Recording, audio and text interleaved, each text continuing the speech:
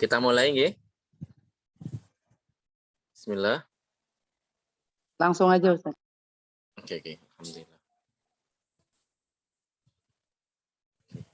Saya di teras rumah ini ditemani oleh semilirnya angin Probolinggo. Baik. Bismillah. Assalamualaikum warahmatullahi wabarakatuh. Bismillah, alhamdulillah, wassalatu wassalamu ala sayyidi wa habibi rasulillah. Allahumma la sahla illa ma ja'altahu sahla wa anta ya hayyu ya qayyum taj'alul hazna idza syi'ta sahla. Allahumma rzuqnal ikhlasa fil qawli wal amali wan niyyah. Uzakirukum ya ikhwani wa akhwati bi ikhlasin niyyati lillahi tabaraka wa ta'ala. Seperti biasa, mari kita hadirkan niat dalam hati kita mencari ridho Allah Subhanahu wa taala dengan mendengarkan kajian ilmu agama.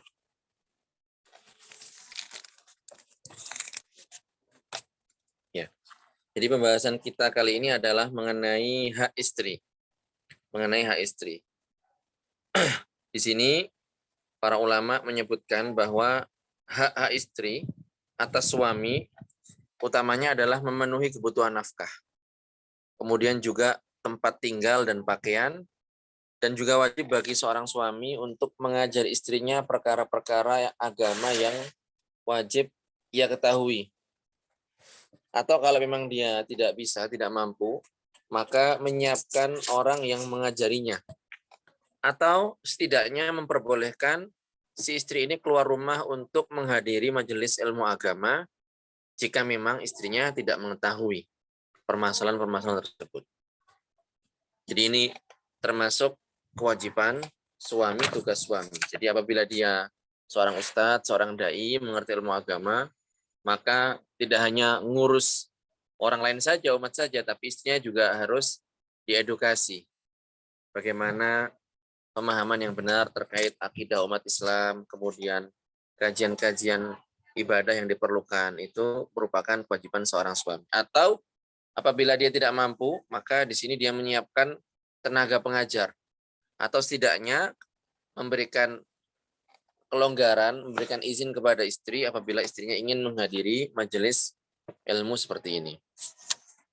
Kemudian suami juga memerintahkan kepada istri untuk berbuat ketaatan seperti melaksanakan sholat 5 waktu. Jadi ya punya wewenang untuk mengontrol sholatnya istri. Jadi memastikan apakah istrinya sudah sholat 5 waktu atau belum, apakah melaksanakan puasa bulan Ramadan atau tidak, mengingatkan untuk menutup auratnya di depan laki-laki yang bukan mahramnya, dan lain sebagainya. Jadi hal semacam ini sudah tugas suami, harus dilakukan oleh seorang suami terkait istrinya.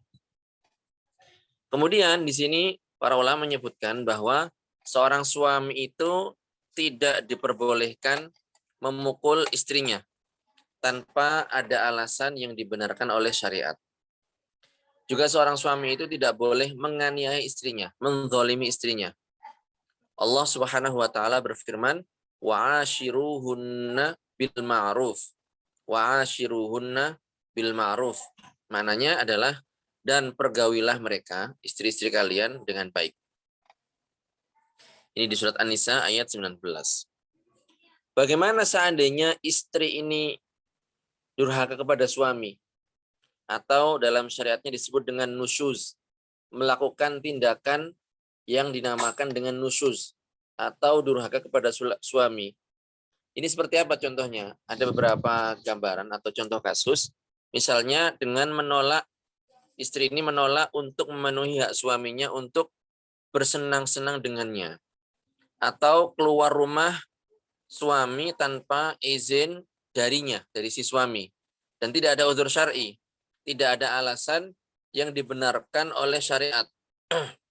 Maka jika demikian, gugurlah nafkah istri tersebut. Artinya, ketika si suami meninggalkan istri, meninggalkan dengan tidak menafkahi istri, maka di sini suami tidak berdosa.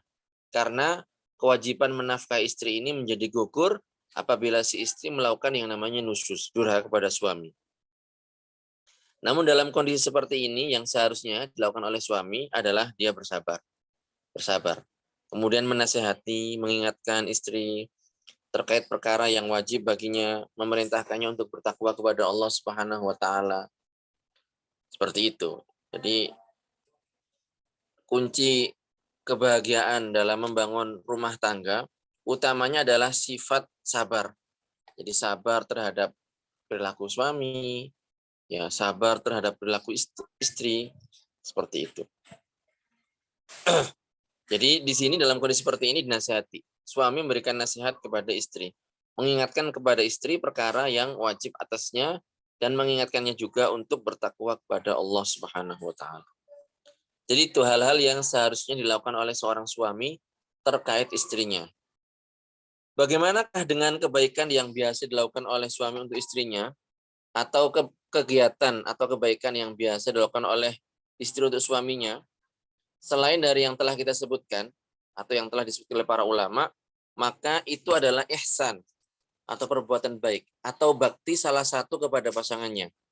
Ini berpahala jika memang disertai dengan niat yang benar. Seperti apa itu? Misal, istri mencuci baju suami, istri membuat makanan untuk suami, atau misalnya suami ngajak jalan-jalan istri seminggu sekali, membelikan ini dan itu, yang itu di luar nafkah wajibnya.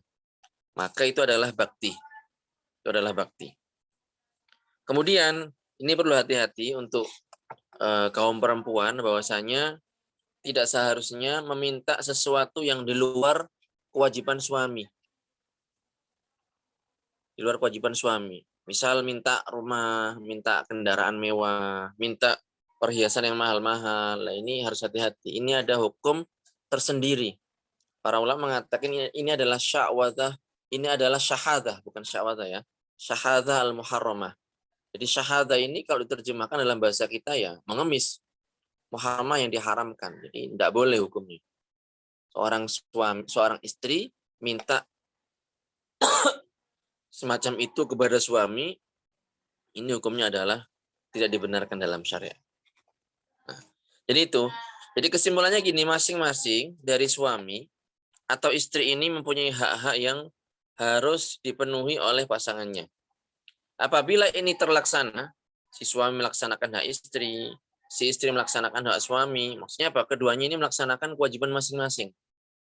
Maka yang terbentuk atau yang akan terjadi adalah kebahagiaan lahir dan batin yang diraih oleh keduanya. Akan terbentuk kebahagiaan lahir batin yang akan diraih oleh suami dan istri. Terutama apabila suami dan istri ini mengamalkan kandungan dari sabda Rasulullah Shallallahu Alaihi Wasallam yang akan kita sebutkan. Yang pertama ini untuk suami ya.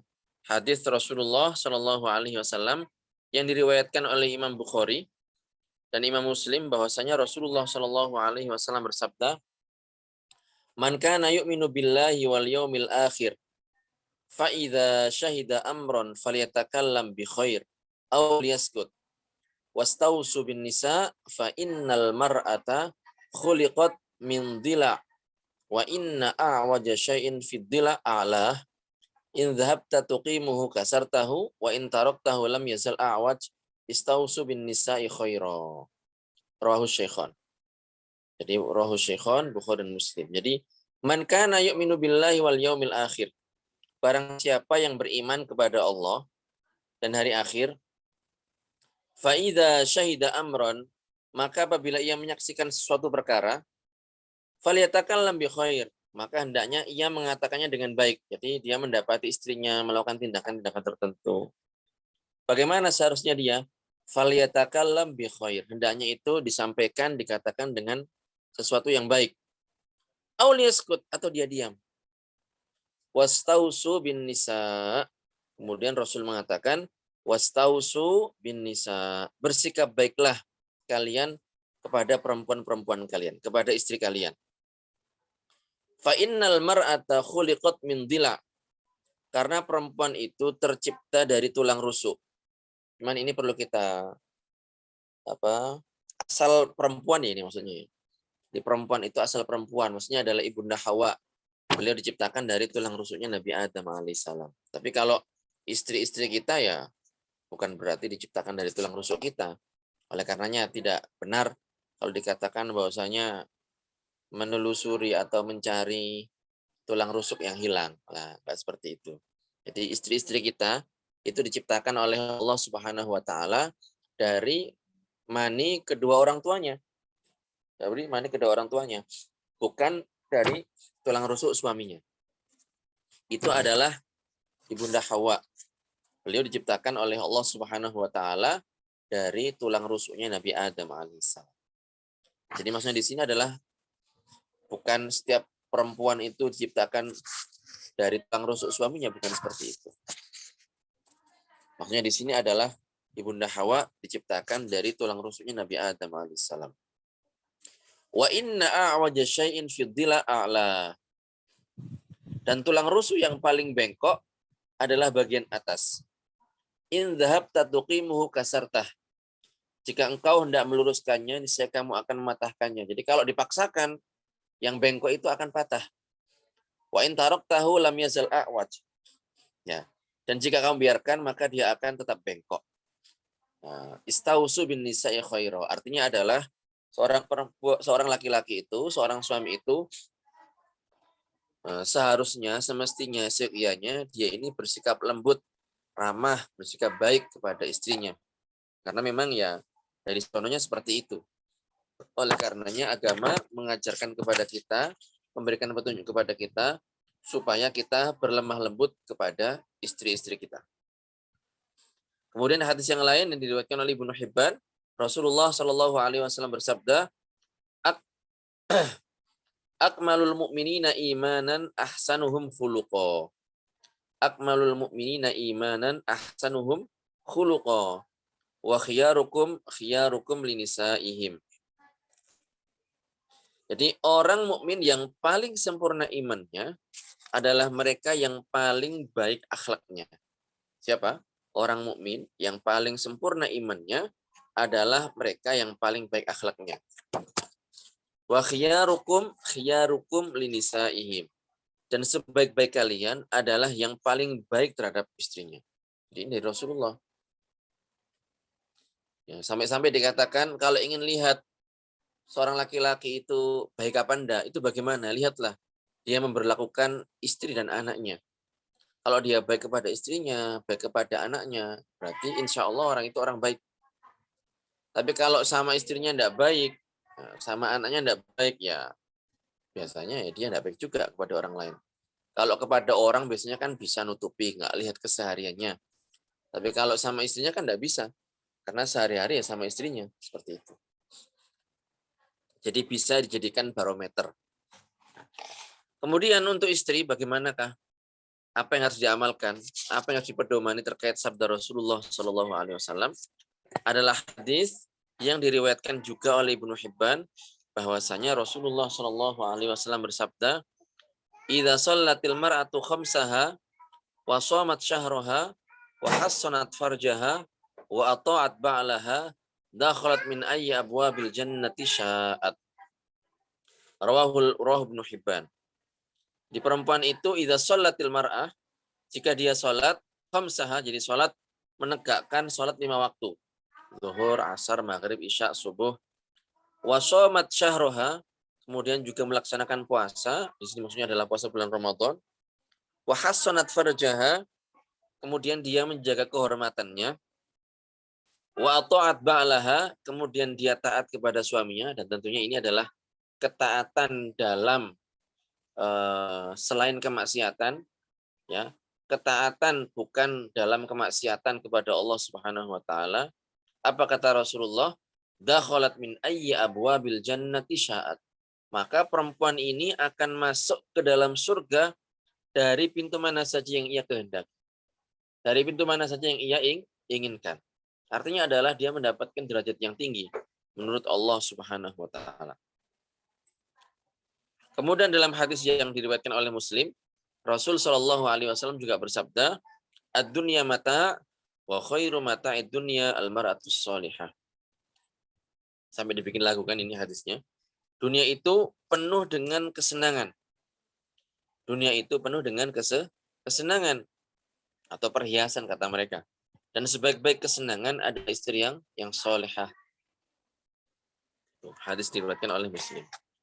Nah, dengan demikian kita telah menyelesaikan jadi hak istri dan hak suami, kemudian hadis yang berkaitan dengan amalan yang dikerjakan oleh suami ataupun istri.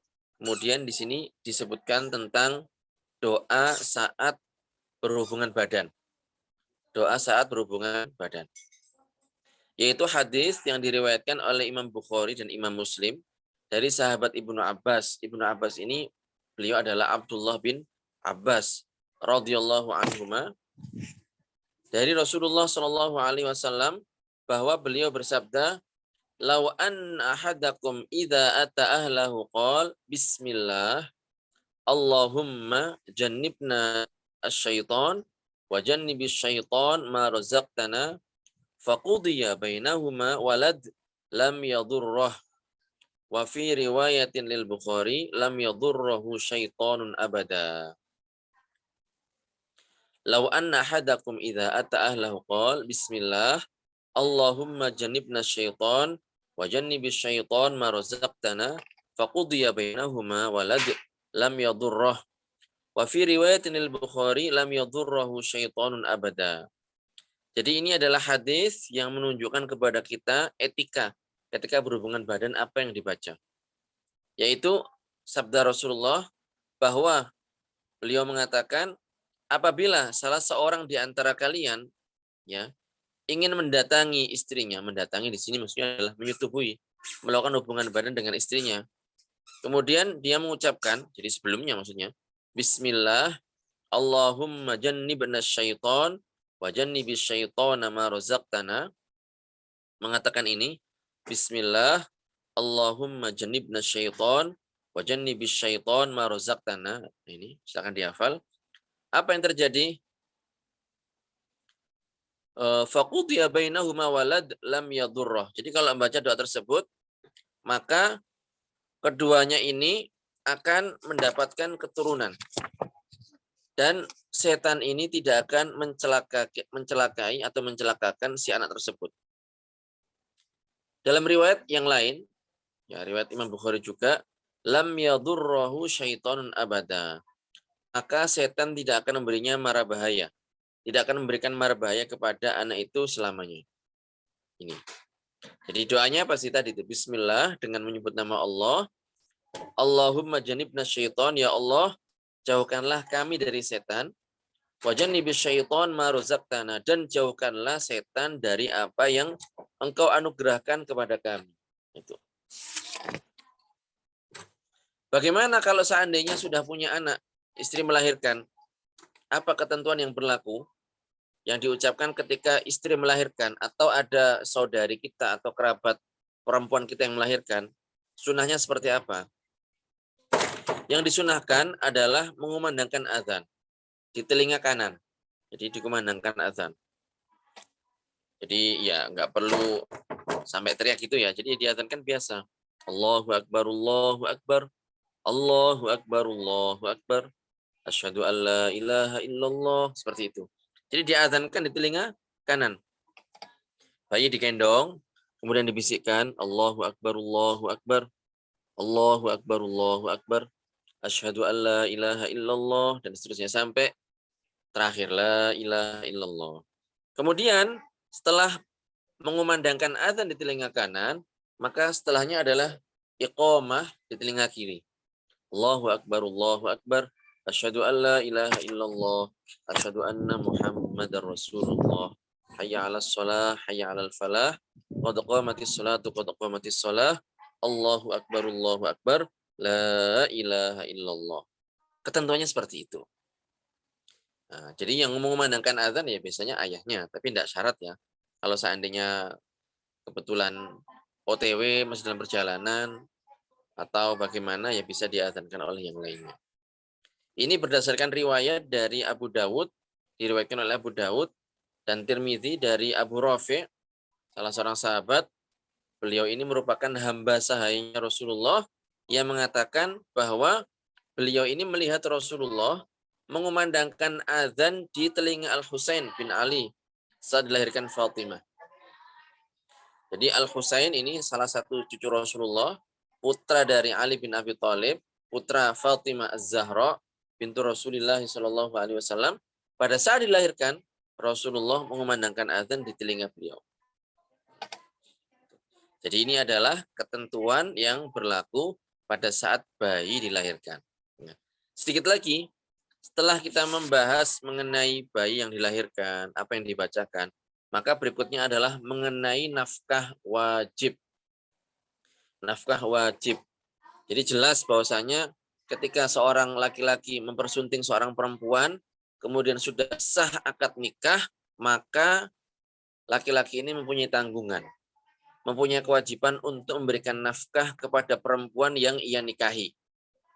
Nafkahnya ini namanya nafkah wajib. Jadi wajib hukumnya. Jadi suami ini punya kewajiban untuk menafkahi istrinya yang sudah diserahkan kepadanya. Keluarganya sudah menyerahkan kepadanya. Walaupun istrinya tersebut adalah non-muslimah. Memang boleh nikah beda agama. Jadi nikah beda agama ini ada perinciannya. Tidak serta-merta tidak boleh, juga tidak serta-merta boleh, tidak. Sebagian orang mengatakan, oh ya terserah nikah yang menjalani mereka, kalau nggak cocok cerai. Kemudian yang penting kan suka sama suka. Bukan seperti itu. Bukan seperti itu. Tapi juga tidak otomatis mutlak haram, tidak juga. Tapi nikah beda agama ini ya, ada perincian hukum. Yang jelas gini, seorang laki-laki muslim, ya, seorang laki-laki muslim itu boleh alias diberikan kelonggaran oleh syariat untuk menikah dengan perempuan yang non-muslimah, yaitu dari kalangan Yahudiyah atau Nasraniyah. Yaitu dari kalangan Yahudiyah atau Nasraniyah. Nah, dengan catatan perempuan ini, ya yang Yahudiyah atau Nasraniyah ini memang asli seperti itu. Jadi mereka ini memang keturunannya orang Yahudiyah atau keturunannya orang Nasraniyah.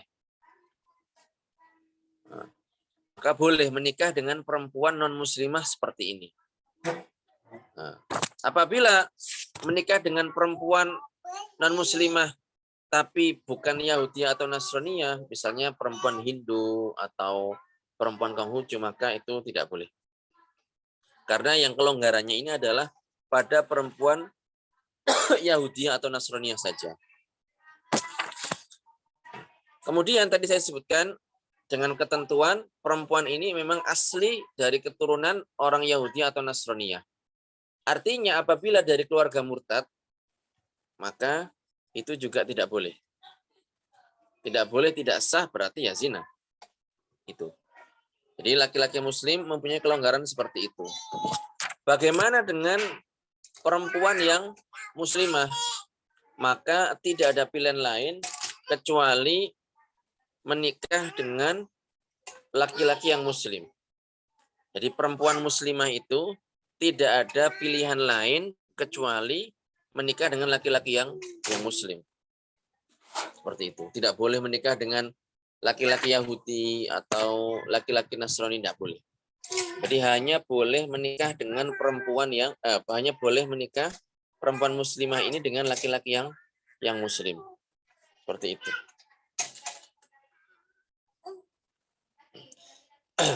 Kemudian ini perlu diperhatikan juga bagaimana kalau seandainya seseorang dihadapkan atau dipinang atau ingin dinikahi oleh laki-laki yang non-muslim, bagaimana ini? Ya, begini, dalam urusan seperti ini ya kita mengedepankan asas kehati-hatian. Kalau memang orang ini memang tujuannya ingin masuk Islam, ya tidak perlu menjadikan syarat pernikahan, ya langsung saja masuk Islam. Dikhawatirkan adalah kalau seandainya menikah,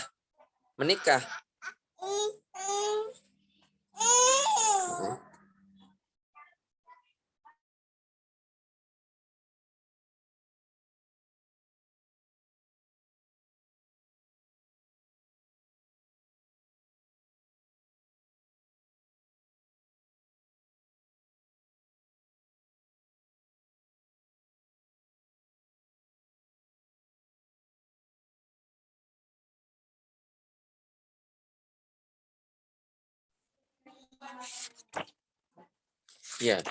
Jadi yang dikhawatirkan adalah Laki-laki yang mengatakan seperti ini takutnya nanti hanya sekedar modus. Jadi tujuannya untuk supaya bisa menikah, tapi kemudian pelan-pelan perempuan ini malah diajak murtad. Ini yang dikhawatirkan. Oleh karenanya yang kita utamakan di sini dan di segala permasalahan adalah asas keselamatan. Asas keselamatan. Nah, jadi muslim yang lain masih banyak, perempuan muslimah yang lain juga masih banyak. Dan keselamatan dalam urusan akhirat ini tidak terbandingi oleh suatu apapun. Para ulama mengatakan as-salamatu fid din la ya'diluha syai'. Jadi as-salamatu fid din la ya'diluha syai'. Keselamatan dalam urusan agama ini tidak ada bandingannya. Tidak ada bandingannya. Jangan hanya dikarenakan urusan yang semacam ini seseorang mengorbankan akidahnya. Ya. Oleh karenanya harus mengambil sikap hati-hati. Jadi ketika seorang istri sudah diserahkan oleh keluarganya kepada seorang suami, maka suami ini punya kewajiban untuk memberikan nafkah kepadanya. Sekalipun perempuan ini non-muslimah. Sekalipun perempuan ini sedang sakit dan masih belum bisa berhubungan badan umpamanya. Bagaimanakah perinciannya? Jadi gini, nafkah yang diwajibkan atas seorang suami bagi istrinya ini sudah ditentukan oleh syariat. Namanya nafaqatun muqaddar, sudah ditentukan, kadarnya sudah ditentukan. Nah, perinciannya adalah berikut. Yang pertama adalah 2 mud. Mud ini kadar ukuran 2 telapak tangan orang yang sedang ya. Setiap harinya dari makanan pokok yang biasa dikonsumsi di daerah tersebut. Ini bagi suami yang musir. Jadi suami yang kondisinya ini berkemudahan. Ya, yang kaya lah katakan seperti itu. Nah, kemudian untuk suami yang mu'sir, yang berkesulitan, maka ini adalah 1 mud. Cakupan telapak tangan, 2 telapak tangan orang sedang tapi sebanyak sekali. Kalau tadi 2 kali. Kemudian 1,5 mud bagi suami yang mutawasid, yang pertengahan antara keduanya. Apabila dia memang dalam kondisi yang sedang. Kemudian begini, suami ini juga menanggung keperluan untuk pengilingan, pengadonan, perapian pemanggangan. Jadi sudah, dalam Islam itu istri itu hanya makan. Tidak ada kewajiban sama sekali. Dia tinggal makan, seperti itu. Yang menyiapkan, yang membeli atau pembiayaan untuk bahan makanan, itu semuanya adalah ditanggung oleh si suami. Jadi suami ini juga menanggung lauk pauk, atau yang biasa dikonsumsi bersama makanan pokok tersebut, yang biasa dikonsumsi di daerah tersebut, ini juga merupakan tanggungan suami. Dan ini menyesuaikan dengan pergantian musim. Kemudian suami ini juga menanggung pakaian istri yang mencukupinya. Kemudian juga alat-alat kebersihan badan. Sabun umpamanya, alat-alat untuk kebersihan badan ini juga tanggungan si suami. Kemudian apabila istri ini melahirkan, maka yang menanggung biaya persalinan, upah untuk qabilah, bidan persalinan ini adalah si suami. Ini menurut mazhab Imam Malik. Dan telah kita sebutkan bahwasanya nafkah ini menjadi gugur apabila istri melakukan yang namanya nusyuz, durhaka kepada suami. Enggan untuk melakukan hubungan badan tanpa ada sebab syar'i. Jadi segala tindakan yang itu menunjukkan sifat durhaka seorang istri kepada suaminya, ini menjadikan nafkah yang wajib atas suami bagi istrinya ini menjadi gugur. Ini ketentuannya seperti itu. Namun apabila suami istri mereka sepakat, jadi sudahlah, baiknya gimana, misal suaminya yang kerja, menghasilkan uang, kemudian istrinya dikasih uang, istrinya juga rela, istrinya yang mengelola, istrinya yang masak, dan seterusnya, lah monggo kalau mau seperti itu. Silahkan, kalau mau disepakati seperti itu silahkan, dan masing-masing ya niat untuk berbuat baik kepada pasangannya, seperti itu juga diperbolehkan oleh syariat. Jadi ini kajian kita, mungkin cukup sekitar 35 menitan, mudah-mudahan dipahami sebagaimana mestinya. Monggo kalau ada yang mau ditanyakan silahkan.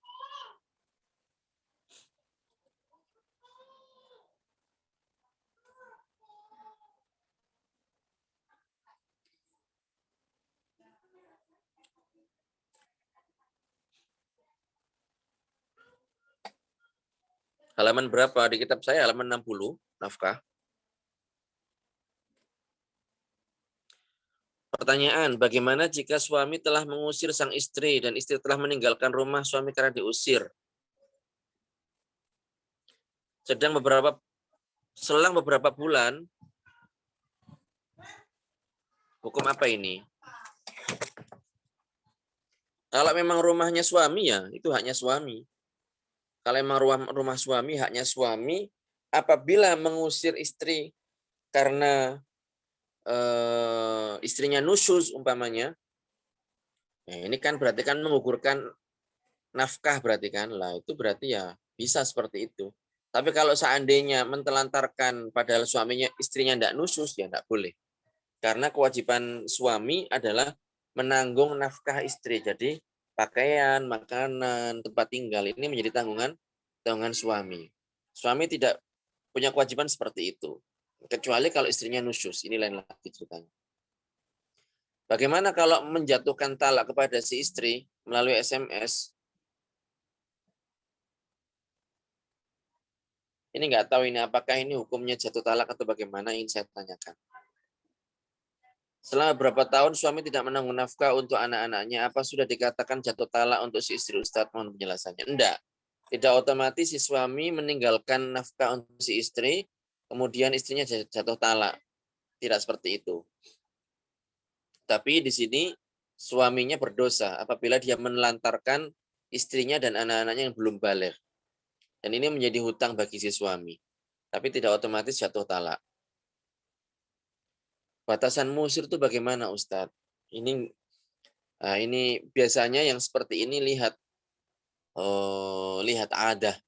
Yang paling mudah, Mbak Aista, ini ya sudah kesepakatan aja suami dengan istri seperti apa gitu. Jadi biar tidak menuntut, ya saling sabar, saling berbuat baik kepada pasangannya. Itu yang paling mudah untuk zaman sekarang. Tapi kalau musir ini ya ukurannya yang dituliskan oleh para ulama ya zaman dahulu gitu. Dan ini kalau seorang saya ya bukan kapasitasnya untuk menjelaskan itu. Apa saja yang dipersiapkan untuk menjadi saksi pernikahan? Tidak ada. Kecuali ya syarat-syarat yang menjadi saksi ini harus terpenuhi. Gitu. Kecuali kalau ini kaitannya dengan pihak KUA ya biasanya yang diminta ya KTP, seperti itu saja. Tapi kalau syarat khusus tidak ada. Kecuali itu tadi, memastikan bahwasanya saksi atau orang yang ditunjuk menjadi saksi ini adalah orang-orang yang terpenuhi kriterianya sebagai seorang saksi.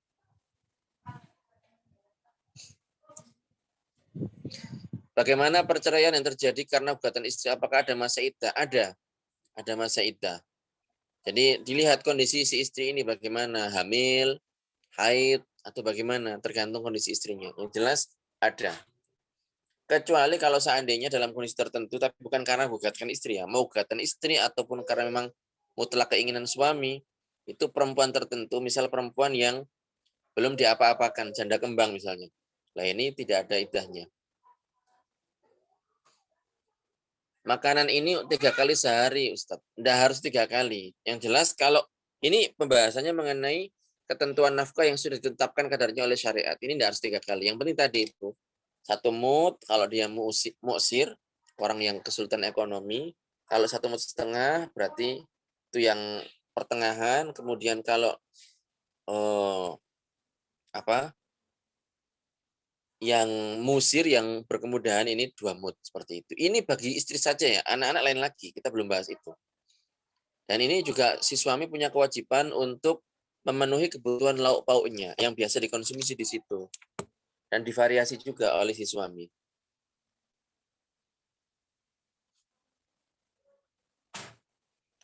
Tempat tinggal. Itu kriterianya bagaimana, Ustaz? Ya tempat tinggal yang layak bagi si istri. Istrinya anaknya siapa? Kalau misalnya anaknya pejabat ya disesuaikan. Kalau anaknya orang biasa ya disesuaikan seperti itu. Tapi tidak harus kepemilikan ya, bisa ngontrak bisa. Yang penting layak bagi si istri.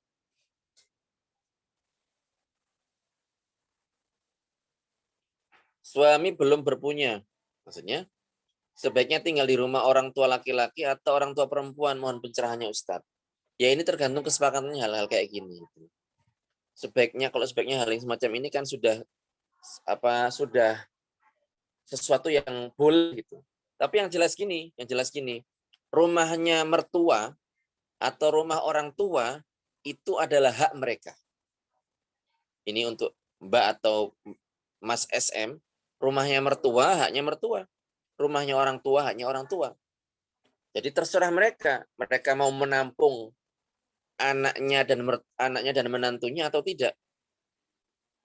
Nah, kalau seandainya mereka nggak mau, ya berarti harus upaya. Gitu. Harus upaya. Harus upaya sendiri untuk cari rumah. Entah ngontrak, entah atau bikin proposal atau gimana. Yang penting harus upaya sendiri.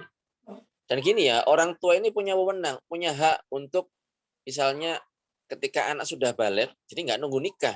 Dalam masalah nafkah ini tidak nunggu balik, berarti tidak nunggu nikah. Seandainya seorang anak itu sudah balik, itu sudah gugur kewajiban orang tua untuk memberikan nafkah. Artinya kalau seandainya disuruh keluar dari rumah, kamu sudah dewasa, sudah balik, kamu cari uang sendiri, kamu menafkahi diri kamu sendiri, cari rumah sendiri. Itu orang tua nggak berdosa. Orang tua tidak berdosa. Itu. Jika suami tidak pernah melakukan sholat selama bertahun-tahun dan selalu melakukan, bolehkah si istri memutuskan pernikahannya? Ya boleh-boleh saja. Boleh. Apa yang diharapkan dari laki-laki semacam itu? Memang nggak ada laki-laki lain. Kok ya? Kecuali kalau niatnya pengen ngerubah, ya silakan bertahan kalau kuat. Apakah berdosa istri meminta ganti uangnya yang telah dipakai oleh suami? Enggak. Uangnya istri, uangnya suami, uangnya suami. Uangnya istri, saya ulang, uangnya istri, uangnya suami, enggak campur. Gitu loh. Jadi harta yang merupakan milik istri ya bukan milik suami. Jadi enggak dibalik ya, enggak dibalik. Misalnya hartanya istri itu harta suami, hartanya suami, hartanya istri, enggak seperti itu. Ataupun yang dikatakan oleh sebagian orang, hartanya suami, hartanya istri, hartanya istri, hartanya istri. Enggak juga seperti itu. Enggak. Yang benar adalah harta suami, hartanya suami, hartanya istri, hartanya istri. Harta bersama yang bagaimana itu? Ya apabila memang dihasilkan bersama. Bagaimana itu? Misal, suami punya uang, istri punya uang. Kemudian uangnya itu dikumpulkan, jadi patungan misalnya. Mereka berdua beli rumah. Itu berarti rumah bersama, harta bersama. Bagiannya bagaimana? Menyesuaikan dengan harga rumahnya bagaimana tadi. Kalau seandainya 50%, 60% ya berarti seperti itu.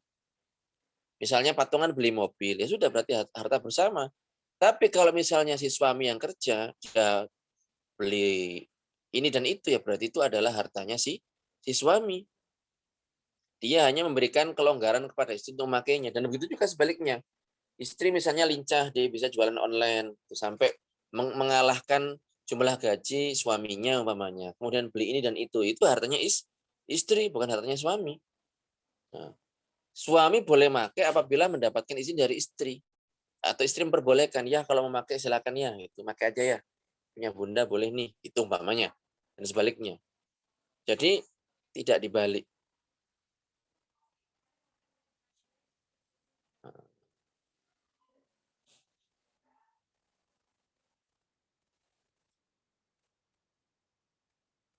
Jadi nggak berdosa.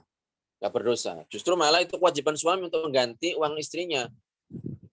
Kecuali kalau diikhlaskan, nggak wajib jadinya, kan sudah diikhlaskan. Jadi hutang itu. Jadi istri pun bisa hutang kepada suami. Karena itu uangnya istri. Tidak akan masuk kepada si suami kecuali dengan jalan syar'i. Diberi, dihutangkan, dipinjamkan, dan semacamnya.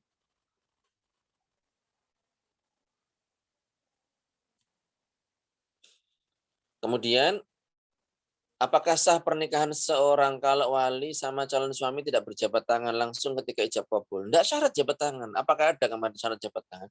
Tidak ada. Tidak ada seperti itu.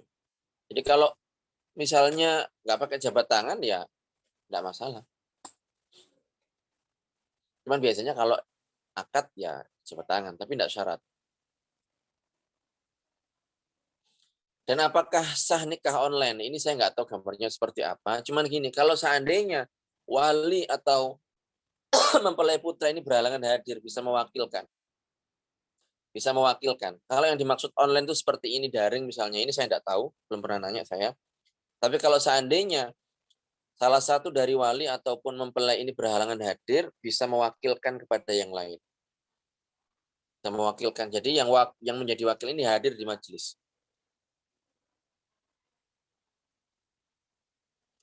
Nafkah pakaian seperti gimana Ustadz? Ya diberi pakaian. Pakaian musim dingin apa diberikan. Pakaian musim panas apa diberikan. Seperti itu. Setidaknya satu musim sekali. Kalau istri sudah punya rumah sendiri, apakah masih ada kewajiban bagi suami untuk memberikan rumah? Iya.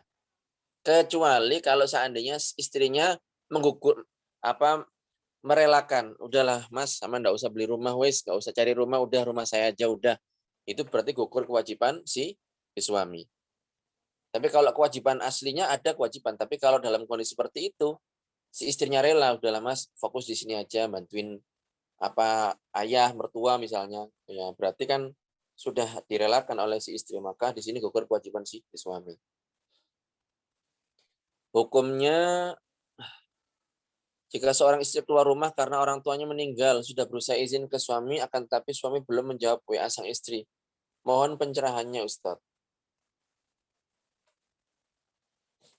Saya tanyakan ini, Mbak Suwaibah ini, tolong diingatkan nanti. Tapi yang jelas gini, secara umum tidak boleh keluar kecuali ada uzur syar'i. Nah ini apakah termasuk lah, ini perlu saya tanyakan. Poligami di Islam kan diperbolehkan, ya benar. Lalu jika ada seorang laki-laki beristri mencintai wanita lain,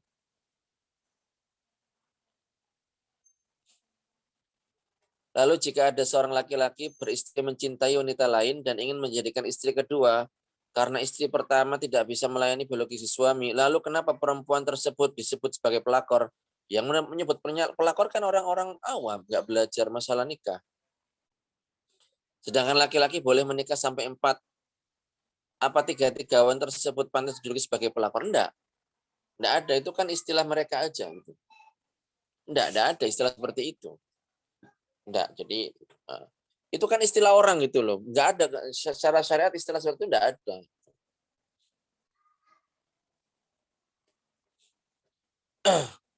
Istilah itu bukan istilah syar'i, istilah yang dibikin oleh orang-orang tertentu dan mereka sepertinya tidak mengerti ilmu agama. Jadi gini, Islam memberikan kelonggaran kepada seorang laki-laki, mereka boleh menikah mengumpulkan 4 wanita. Jadi istri 1, istri 2, istri 3, istri 4. Ya. Dan mereka ini punya hak yang sama. Bahkan laki-laki itu tidak boleh melebihkan salah satu di antara mereka, mengunggulkan salah satu di antara mereka dalam perkara yang wajib. Apa itu? Nafkah wajib dan juga mabit, yaitu menginap. Dan enggak syarat harus berhubungan badan, enggak syarat. Tapi kalau seandainya kecenderungan hati, lebih cinta kepada istri muda, atau lebih senang dengan istri tua, dan seterusnya, lah itu nggak bisa diatur itu. Nggak bisa diatur itu. Orang nggak bisa mengontrol. Itu tidak terkenai dosa laki-laki yang punya kecenderungan atau kecondongan seperti itu. Atau memberikan sesuatu yang lebih di luar nafkah wajib, itu haknya si suami. Kalau dia memberikan kepada istri tua karena dia yang sudah mendampingi selama masa-masa susah, atau kepada istri muda karena memang masih baru, dan seterusnya, itu haknya si suami. Sesuatu yang di luar nafkah wajib. Julukan seperti ini ya tidak seharusnya, orang yang belajar tidak akan mengatakan seperti itu. Cuman ya biasa, memang gini ya. Memang ya biasanya perempuan kalau di madu atau suaminya nikah lagi ya cemburu. Manusiawi sekali seperti itu.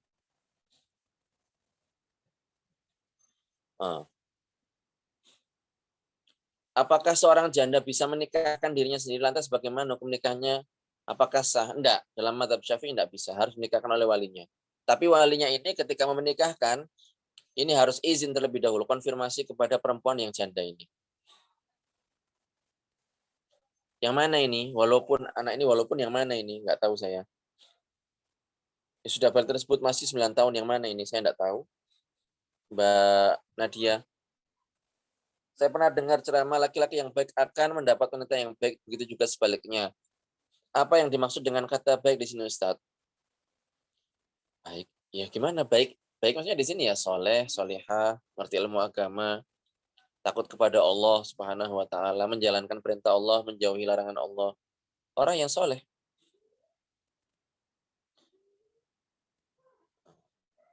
Pertanyaan kedua, apakah ada amalan atau wiridan ketika kita ingin mendapatkan jodoh? Baca istighfar yang banyak. Baca istighfar yang banyak. Suaranya kadang kurang jelas. Ya, soalnya saya di teras ini sambil menikmati angin. Ustadz, kalau suami sedang ta'aruf dengan calon istri kedua, apa ini pantas disebut selingkuh? Enggak disebut selingkuh. Cuman itu, alangkah baiknya transparansi saja. Apa selingkuh ini kan istilah orang-orang untuk yaitu mengkritisi hukum Islam poligami. Sehingga menjadikan apa? Kaum laki-laki ini menjadi kicep sehingga kalau mau poligami ini sembunyi-sembunyi. Ustadz, kalau sebelum menikah kita minta syarat ke calon suami, kalau mau menikah tapi tidak mau dipoligami bagaimana hukumnya? Syarat ini mulghoh, tidak ada artinya. Artinya ya nggak harus dipenuhi. Sekarang pada umumnya suami memberi nafkah berupa uang, bukan berupa makanan pokok. Bagaimana? Sudah saya sebutkan tadi bahwasanya kalau memang kesepakatannya seperti itu, si istri rela ya monggo. Anak yang lepas tanggungan orang tua tapi masih umur 9 tahun bagaimana, Ustadz? Oh, iya, walaupun 9 tahun, yang penting dia sudah balik, itu bukan kewajiban orang tua. Jadi artinya gini, kalau orang tua, misal dia mengatakan kepada anaknya, kamu keluar, kamu cari uang sendiri, cari nafkah sendiri, lah itu nggak berdosa. Jangankan itu, seandainya orang tua misalnya punya anak belum balik, tapi anaknya disuruh kerja, kamu bantu-bantu sana biar dapat uang. Ya, seperti itu. Dan nanti anaknya dapat uang, kemudian orang tua menafkahi anak dari hasil kerja anak tersebut sendiri, uangnya diserahkan ke orang tua dan orang tua memberikan nafkah dengan uang tersebut, itu saja boleh. Izin bertanya, apakah seorang suami jika berpoligami harus izin dulu kepada istri? Tidak ada izin, izin sudah dari Al-Quran. Dan jika si orang istri tidak mengizinkan, bagaimana hukum pernikahan poligaminya? Nggak ngefek. Istri pertama mengizinkan ataupun enggak, poligami tetap sah. Menikah yang kedua tetap sah selama syarat dan ketentuan nikahnya ini terpenuhi. Jadi nggak syarat gitu harus izin kepada si istri. Cuman memang, hal semacam itu dalam negara kita diatur tujuannya, ya ini yang saya pahami adalah untuk melindungi hak-hak istri yang pertama, gitu aja. Tapi enggak syarat sebenarnya.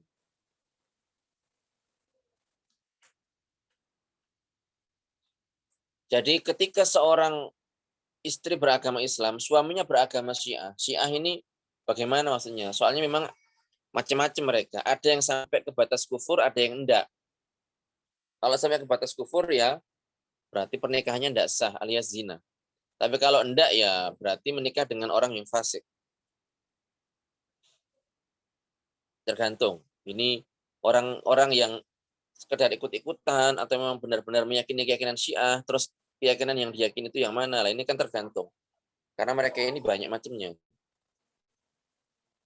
Apakah berdosa seorang ayah telah bercerai dengan istrinya, dengan ibunya maksudnya berarti, kemudian tidak memberikan anak tersebut biaya, anak tersebut tinggal bersama orang tua mertuanya. Sebentar, perlu pemahaman ini. Apakah berdosa seorang ayah telah bercerai dengan istrinya, kemudian tidak memberikan anak tersebut biaya, anak tersebut tinggal bersama orang tua mertuanya Ustadz? Ini saya kurang paham ini. Ayah bercerai dengan istrinya dengan ibunya maksudnya. Mereka berdua punya anak. Anaknya kemudian diasuh oleh kakeknya, begitu. Kalau itu yang dimaksud, maka jawabannya adalah, jadi gini, ayah ini punya kewajiban untuk memberikan nafkah. Kepada siapa? Kepada istrinya, selama statusnya memang adalah istrinya, yang pertama. Yang kedua adalah kepada anak-anaknya yang belum balik. Kalau ditelantarkan, umpamanya berarti berdosa.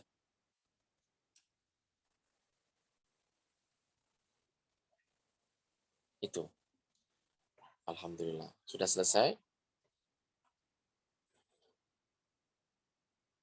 Ini biar kelihatan ini suasana di sini.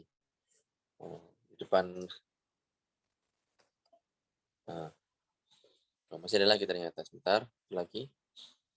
Kalau suami menikahi adik kandung istri, sementara dia masih terikat pernikahan dengan istrinya, bagaimana hukumnya? Tidak boleh. Mengumpulkan dua saudari tidak boleh, kecuali sudah mati kakak perempuannya ini atau dicerai. Tidak boleh. Ayatnya wa anta juma'u bainal ukhtain illa ma qad salaf.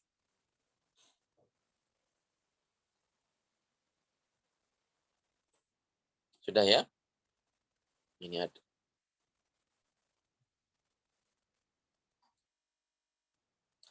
Mahar yang paling bagus dan dianjurkan oleh Rasulullah apa ya Ustadz? Wah, ini harus saya tanya nanti. Nggak tahu.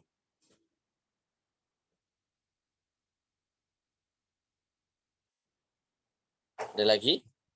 Kalau nggak ada, mudah-mudahan bermanfaat. Mudah-mudahan dipahami sebagaimana mestinya. Mohon dimaklumi pertanyaan yang belum dijawab. Ya, insya Allah kalau memang saya tahu jawabannya akan saya sampaikan. Di chat pribadi saja kepada pihak admin. Kita tutup dengan tahlil salat istighfar. La ilaha illallah. Allahumma salli ala Sayyidina Muhammad wa ala alihi wa sahbihi wa sallim. Rabbighfirli wa liwalidayya wa lil mu'minina wal mu'minat. Subhanakallahumma wa bihamdika asyhadu an la ilaha illa anta astaghfiruka wa atubu ilaik. Assalamualaikum warahmatullahi wabarakatuh.